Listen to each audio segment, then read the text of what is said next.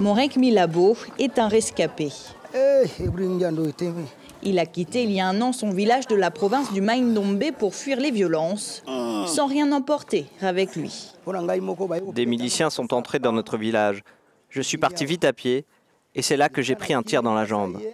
J'ai des douleurs très fortes, j'ai du mal à marcher. En juin dernier, des violences ont éclaté dans l'ouest du pays entre deux communautés, les Téké et les Yaka. Tout est parti d'un conflit foncier lié à la redevance coutumière et à l'accès à la terre. À 61 ans, Mme Pinelli est traumatisée. Ils ont tué mon mari et deux de mes enfants avec des machettes. Je n'ai rien pu faire. Il n'y a pas un jour où je ne pense pas à eux.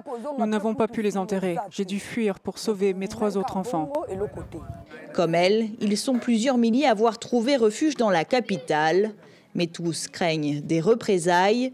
Le conflit, qui a débuté dans la province du Maïndombe, s'est répandu jusqu'à atteindre l'entrée de Kinshasa.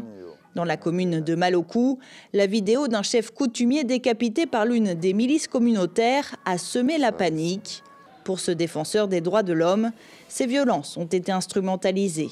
Le degré que le conflit a pris, on comprend tout de suite que les hommes politiques sont derrière, dans l'objectif de semer le chaos, peut-être pour empêcher qu'il y ait élection. Les élections générales sont annoncées pour la fin de l'année.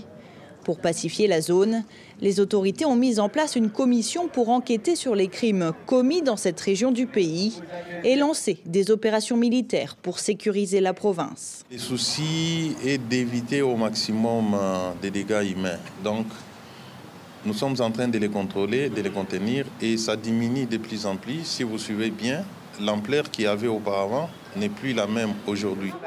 Au moins 300 personnes ont été tuées selon les humanitaires. Un chiffre qui pourrait être bien plus important, la région étant inaccessible aux ONG et aux journalistes.